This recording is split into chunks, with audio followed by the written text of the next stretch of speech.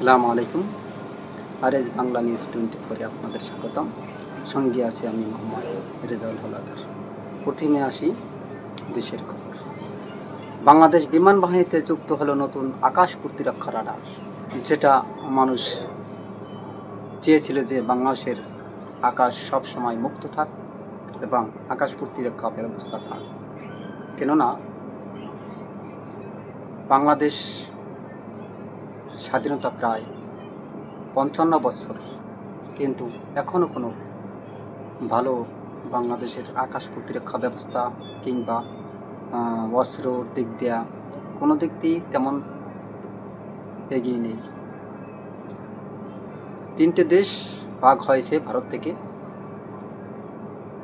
ভারত, পাকিস্তান ও বাংলাদেশ। এই 3টি দেশের মধ্যে সবচেয়ে খারাপ অবস্থানে আছেন অস্ত্রের দিক থেকে বাংলাদেশ। তাদের কোনো পারমাণবিক অস্ত্র নেই, নেই কোনো বড় আকাশ প্রতিরক্ষা ব্যবস্থা এবং কোনো সামগ্রী নেই বললেই চলে।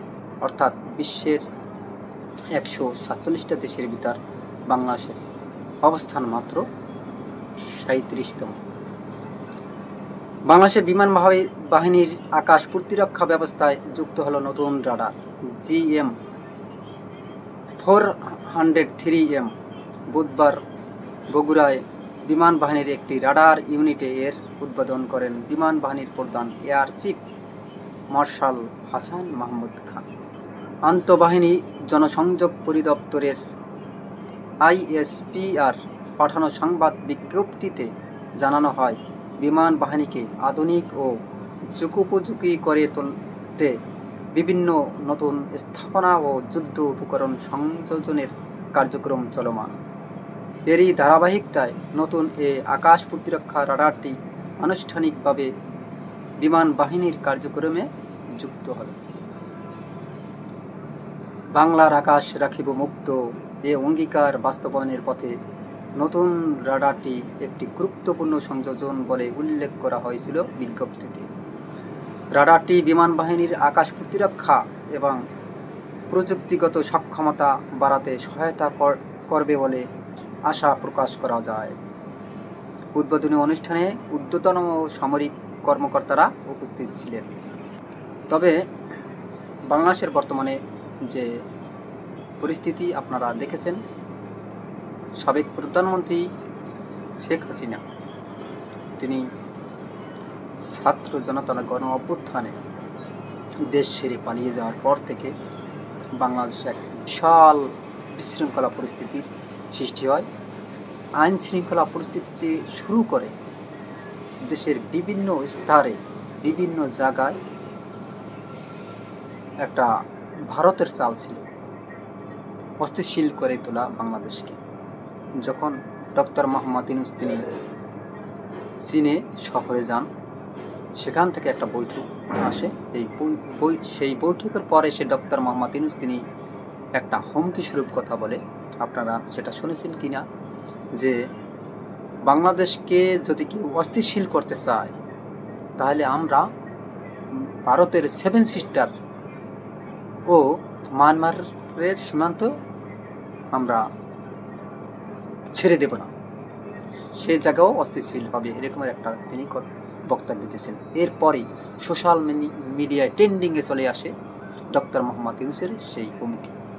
এরপর ভারতীয় মিডিয়ায় একের পর এক মিথ্যাচার বাংলাদেশের বিরুদ্ধে এবং বাংলাদেশকে অস্থিতিশীল করে তোলার জন্য বর্ডারে যে নেচাকার পরিস্থিতি সৃষ্টি করেছে ইন্ডিয়ান BSF BGB একদম মারমুখী অবস্থানে চলে গিয়েছিল।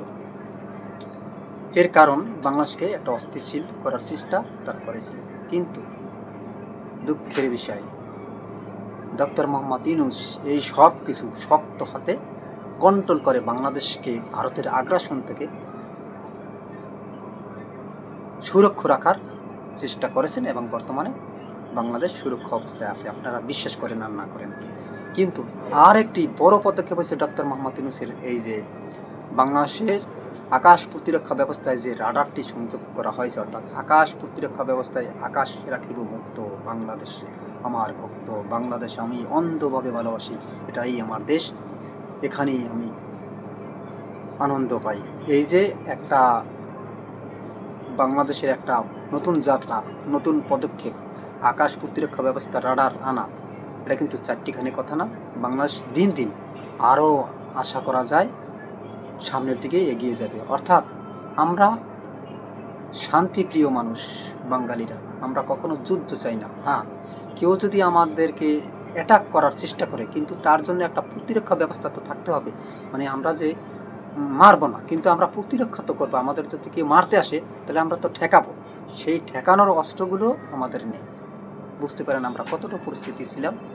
এখন এই ঠেকানোর জন্য আমরা কিছু অস্ত্র ক্রয় করব, যা ডক্টর মোহাম্মদ ইউনূসের প্রধান পদক্ষেপ শুনে আমার খুবই ভালো লেগেছে। এবং আকাশ প্রতিরক্ষা ব্যবস্থায় রাডারটি এনে বর্তমানে এখন রংপুরে নতুন যে বিমানবন্দরটি হইতেছে সে জায়গায় যোগ করা হয়েছে। অর্থাৎ বাংলাদেশ আরও এক ধাপ এগিয়ে গেল আকাশ প্রতিরক্ষা ব্যবস্থায়। বাংলাদেশের সবার প্রতি মঙ্গল কামনা করে আমি ভিডিওটি আর বেশি বড় করব না। যদি ভিডিওটি ভালো লাগে অবশ্যই আমার চ্যানেলটি সাবস্ক্রাইব করুন এবং ভিডিওটি সবার মাঝে ছড়িয়ে দিন। আজ সে পর্যন্তই। আসসালামু আলাইকুম রহমতুল্লাহি ওয়া বারাকাতুহু।